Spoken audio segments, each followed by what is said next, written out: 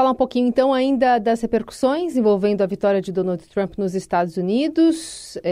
Tanto o republicano quanto Kamala Harris, né, a candidata democrata derrotada, conversaram por telefone ontem, discutiram a importância de uma transição pacífica de poder. Em discurso também, ela afirmou que o resultado da eleição não era o esperado, né, pela campanha, mas garantiu que vai continuar lutando para que os Estados Unidos continuem sendo um país livre. We will never give up the fight for our democracy, for the rule of law, for equal justice, and for the sacred idea that every one of us, no matter who we are or where we start out, has certain fundamental rights and freedoms that must be respected and upheld. Ela também disse que o país não está submetido a um candidato ou a um partido. In our nation, we owe loyalty not to a president or a party, but to the Constitution of the United States. And loyalty to our conscience and to our God. Bom, Eliane, queria te ouvir um pouco, né? O que a gente tem de ineditismo aí nessas eleições e que rumos podemos pensar para a potência americana que influencia em todo o planeta? Pois é, o discurso da Kamala foi um discurso realmente democrático, civilizado, que é o que se espera na política, né? A Kamala reconheceu rapidamente a vitória do adversário Donald Trump, disse que não interessa quem ganhe, mas sim o respeito à Constituição, o direito as pessoas a terem igualdade, a terem oportunidade, independentemente de quem sejam e de de qual a sua origem, de onde elas vieram.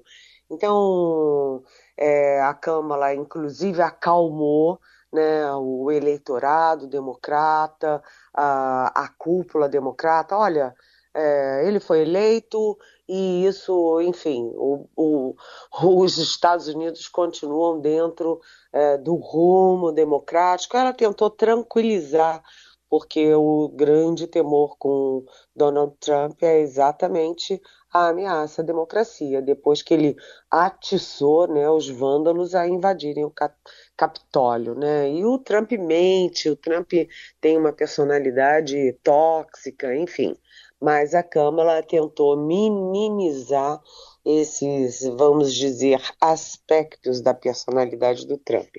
Bem, você falou em ineditismo, Carol, e realmente é sim, o Trump traz com ele vários ineditismos. Primeiro, ele tem 78 anos, é o presidente mais velho a ser eleito. Segundo, ele é o primeiro presidente que perde a eleição, passa-se o mandato do adversário e ele ganha a eleição seguinte e volta ao poder. Realmente é inédito isso nos Estados Unidos. A outra questão é que o Trump volta ainda mais forte, né? O Trump conseguiu uma vitória muito maior do que se esperava em relação à Kamala. A vitória, inclusive nos estados pêndulos que poderiam ir para um lado para o outro, foram todos para ele, né? E ele teve uma maioria expressiva no Senado. Na Câmara, a expectativa também é essa. Portanto, ele terá um governo muito forte, com apoio popular, porque o Trump não ganhou apenas no colégio eleitoral, ele ganhou no colégio eleitoral, no voto popular. Então, o Trump que vem aí é um Trump muito, muito mais forte. E qual é o temor disso?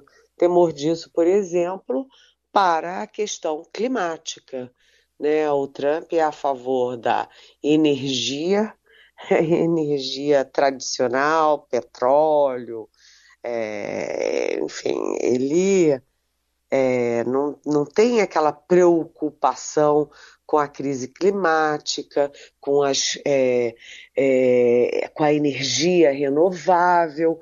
Então, isso é um perigo para os Estados Unidos e é também um perigo para o mundo, né? O Trump, por exemplo, ele é negacionista em várias frentes. E o Trump tem uma preocupação social pequena, por exemplo, se comparado com a Câmara e com os democratas, né? Ele será muito duro, será com certeza muito duro contra a imigração, né? A imigração de pobre, né? De pobres de países pobres, porque a própria mulher dele é imigrante, mas é uma imigrante bonita, né? Que, enfim, tem ali o perfil dos Estados Unidos, perfil do americano rico. Então ele não será. Curioso isso, né? Porque o voto latino foi para o Trump e o voto dos homens negros também foi para o Trump. Mas vamos ver como é que ele trata esses dois grupos tão importantes para os Estados Unidos.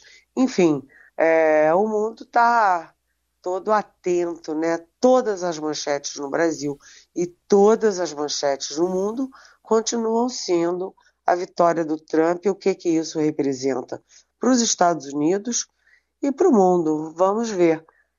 São vários ineditismos e vamos torcer, né? E ele, no jantar, ele acompanhou os votos, né, a votação toda, num jantar bastante exclusivo, num telão à parte, num salão grande, ficaram em torno de 200 convidados e 70 convidados ficaram dentro de vamos dizer assim, um salão mais exclusivo, mais fechado, um jantar, e enfim, cada vez que ele ganhava num estado, era festa e tal, e curiosamente tinham 2 brasileiros nesse jantar, o Eduardo Bolsonaro, que é deputado federal no Brasil, que é o filho 03 do ex-presidente Bolsonaro, né? E o Gilson Machado, que foi ministro na presidência do Bolsonaro. Mas a grande estrela desse jantar foi quem? Foi Elon Musk, um homem que tem um poder enorme sobre os Estados Unidos e que tem um poder também sobre o mundo, né? Então, o mundo está de olho no que vai acontecer com os Estados Unidos daqui para frente.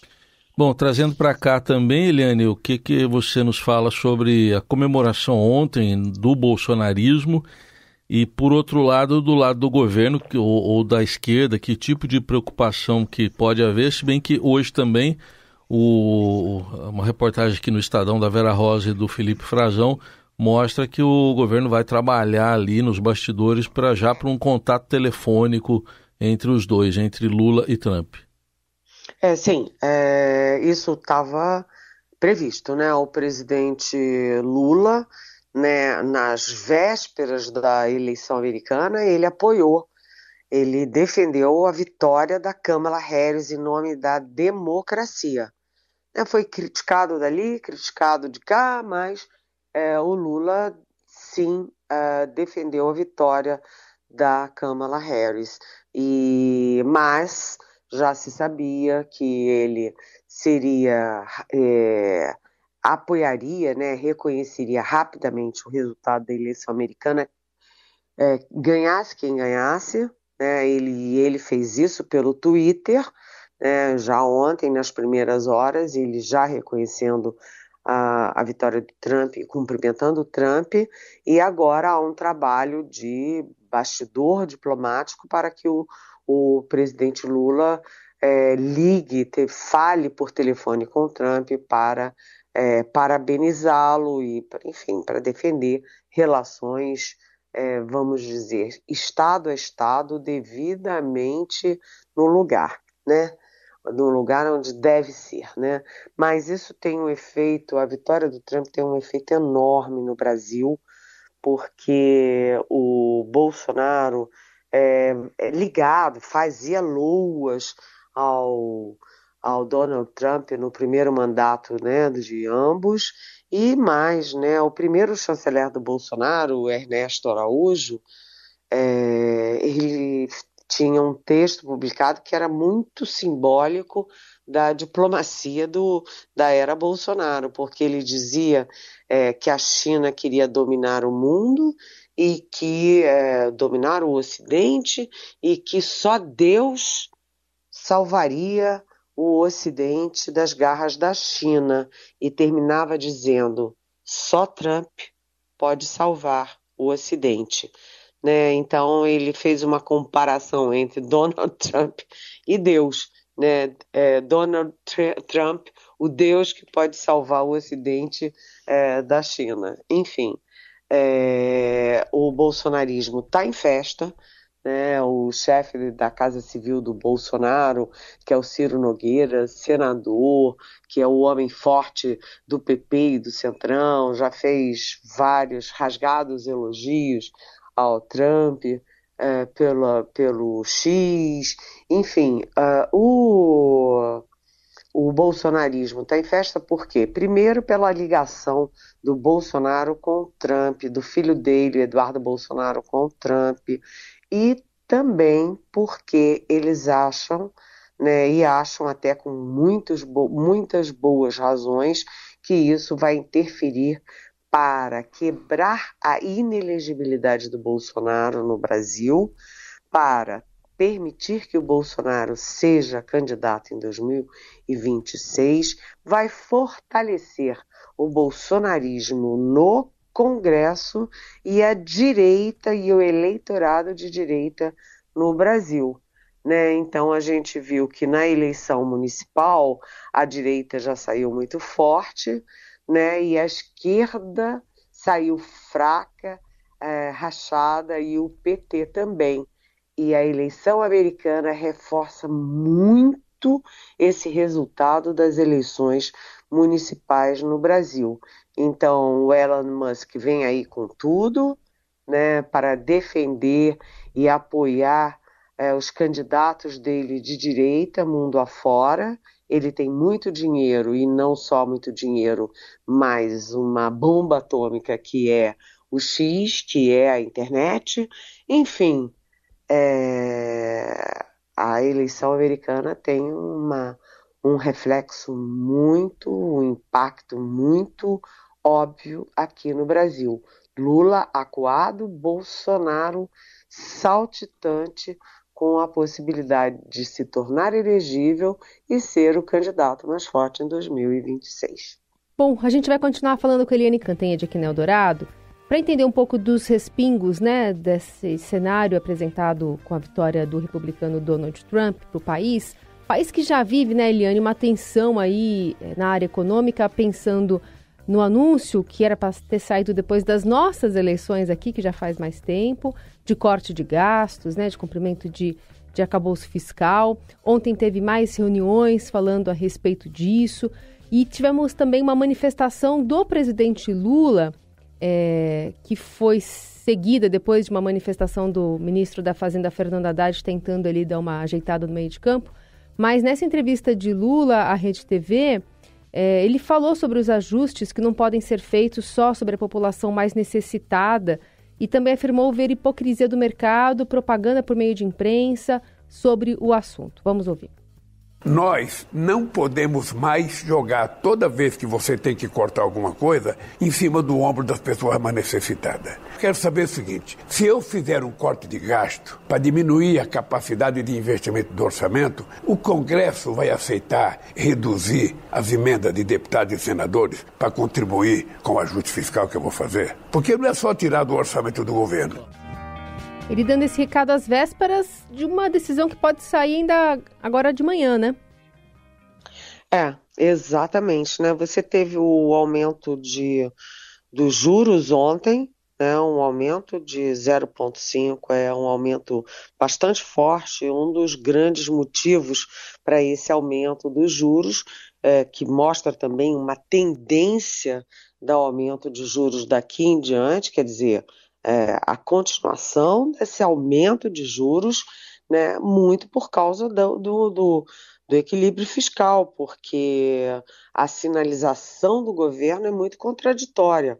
Fernando Haddad e Simone Tebet apontando para o equilíbrio, para o corte de gastos, mas o presidente Lula e a presidente do PT, Gleisi Hoffmann, apontando para outro. Então, isso tudo mexe com o humor e com os temores do mercado e, por isso, né, aumento de juros, que tem um impacto enorme, obviamente, na economia brasileira. E aí o pacote fiscal está ali no foco do governo, no foco do mercado, no foco do Congresso, né? E hoje pode ter novidades. Por quê? Porque o presidente Lula, se já não está reunido, estará logo, já reunido com o Fernando Haddad, que é o ministro da Fazenda, a Simone Tebet do Planejamento, a Esther Dweck da Gestão e o Rui Costa da Casa Civil, que é a voz do PT dentro dessa reunião e dentro do Palácio do Planalto, para decidir, né, para fechar o pacote do corte de gastos.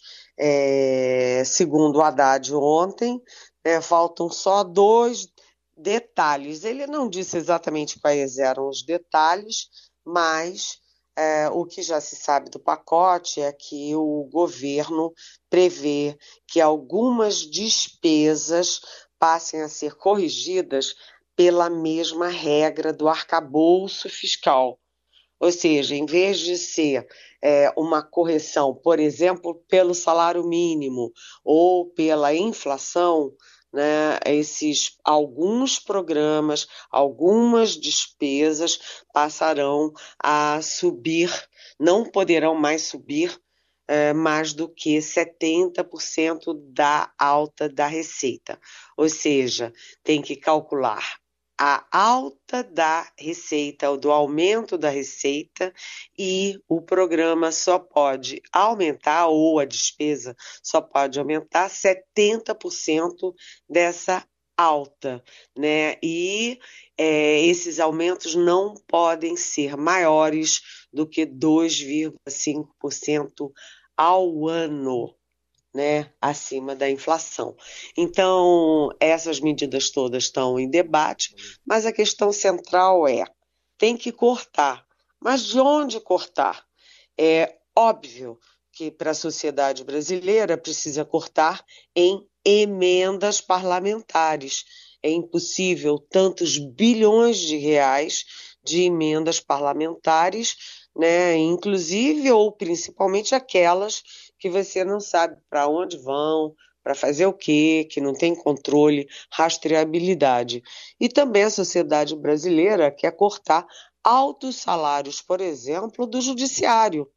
Não tem o menor sentido você ter um teto de salário, mas o judiciário não respeita. Põe um monte de penduricalho, né? E em vez de ganhar 40 mil por mês, o juiz chega a ganhar 100 e tantos mil reais por mês. Então, essas coisas é que precisam ser cortadas. Mas, como a pobreza brasileira é muito grande, qualquer programa social significa muitos bilhões de reais, né? São pequenas contribuições para cada família, por exemplo, mas somando todas essas famílias, o total é muito alto. Então, a grande questão precisa cortar, mas continua sendo a questão: onde cortar? O Lula disse, não podemos cortar sempre em cima de quem mais precisa do Estado. Ele tem toda a razão, mas aí tem que ter o outro lado. Se não é com eles, aonde será o corte? A expectativa é de que o anúncio seja amanhã.